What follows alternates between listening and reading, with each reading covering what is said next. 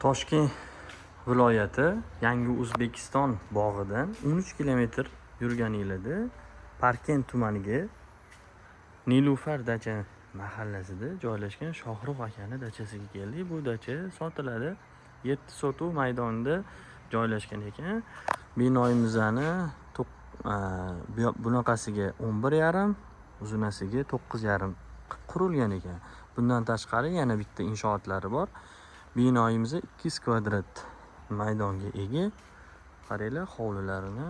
Bu dachani 2022-yil qurib bitkazilgan ekan. Tapchalari juda ham chiroyli qilingan. O'zlari uchun qilishgan ekan. Hozirda pul zarur bo'lganiga sotishyapti. Ko'chadan boshlaymiz. Mana letniy kuxnyasi. Bu yerda bitta xonasi bor ekan. Mana ko'ringlar, dachani umumiy ko'rinishi shunaqa. Ikkinchi etajlarda balkonlari ham bor. Ikkita joydan dachaga kirsa bo'ladi.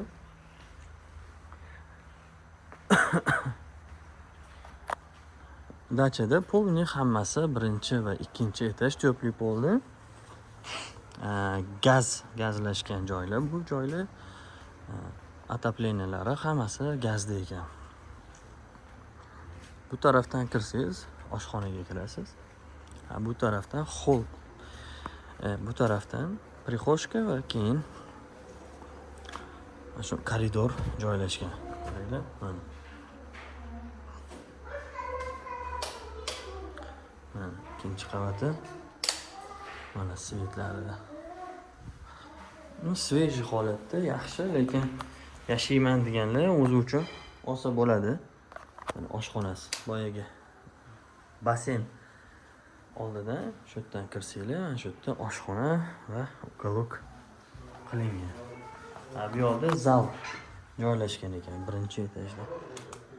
Mana ko'ringlar, kattagina mehmonxonasi bor.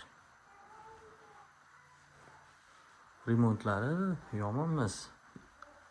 Yaxshi saqlangan. 2022-yil ko'chib, remontdan tugab ko'chib kelishgan ekan, remontdan tugab.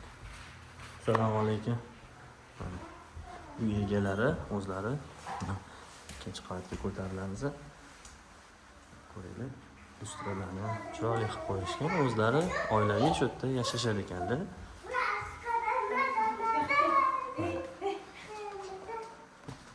Televizor, kolonka, Wi-Fi, hamma sharoitlari bor. Ko'ringlar. Bu yerda mana detskiy xonalari, kompyuter stol-stullari joylashgan ekan.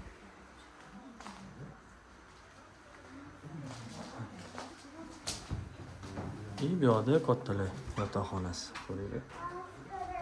Shkaf, hamma narsalari bor. Dachada ikkita sanuzel, dush tualetlar bor ekan mana.